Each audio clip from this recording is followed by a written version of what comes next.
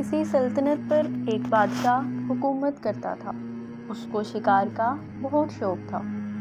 ایک دن اس کے دوست نے بادشاہ کو تحفہ بھیجا جو بادشاہ کو بہت پسند آیا۔ وہ تحفہ 2 اعلیٰ نسب کے باز تھے۔ بادشاہ نے ایسے باز پہلے کبھی نہیں دیکھے تھے۔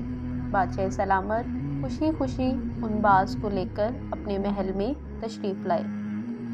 بادشاہ نے اپنے محل میں موجود مشہور ٹرینر کو بلایا اور کہا، میرے ہاتھ میں اس وقت بہت نایاب باز ہیں، تم ان کو لے جاؤ اور ان پر محنت کرو اور ان کو ماہر شکاری بنا دو۔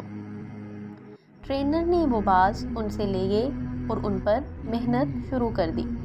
3 مہینے بعد بادشاہ کی خدمت میں دوبارہ حاضر ہوا۔ وہ تھوڑا پریشان تھا۔ اس نے بہت عجیب بات کی کہ بادشاہ سلامت، یہ واقعی بہت اعلیٰ نسب کے باز ہیں، لیکن مجھے ان میں ایک پرابلم نظر آ رہی ہے۔ بادشاہ پریشان ہوا اور پوچھا، کیا وجہ ہے؟ اس ٹرینر نے جواب دیا، ان میں سے ایک تو بہت اچھا ہے، جو سکھائیں سیکھتا ہے، لیکن دوسرا باز یہ تو اڑتا ہی نہیں، اور جو باز اڑتا ہی نہیں میں اسے کیا سکھاؤں؟ بادشاہ نے کہا کہ یہ باز مجھے بہت عزیز ہیں۔ تم اعلان کر دو کہ جو بھی کوئی ہو، پرندوں کی بولی سمجھتا ہو یا ماہر ہو، وہ ہمارے پاس تشریف لائے۔ آخر کار ٹرینر ایک ایسے شخص کو ڈھونڈ لایا جو نہایت ہی سادہ اور کسان تھا۔ اس نے آ کر اس باز کو دیکھا اور کہا کہ میں اسے اڑا دوں گا۔ اگلے دن بادشاہ تشریف لایا تو دیکھا کہ دونوں باز آسمان پر اڑ رہے ہیں۔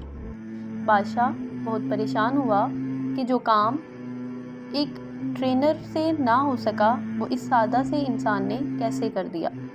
بادشاہ نے دریافت کیا تو اس نے جواب دیا کہ میں نے کچھ نہیں کیا، بس جس شاخ پر یہ بیٹھا ہوا تھا میں نے وہ شاخ کاٹ دی۔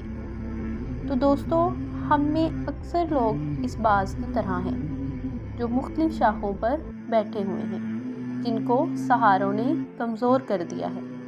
اس لیے جو سہارے ہمیں کمزور کریں انہیں توڑ دینا چاہیے۔ ہمیشہ یاد رکھیں، اپنے ڈر کو ختم کرنا چاہیے اور ایک اونچی اڑان بننا چاہیے۔ اگر آپ کو یہ ویڈیو اچھی لگی ہو تو لائک کریں اور سبسکرائب کریں۔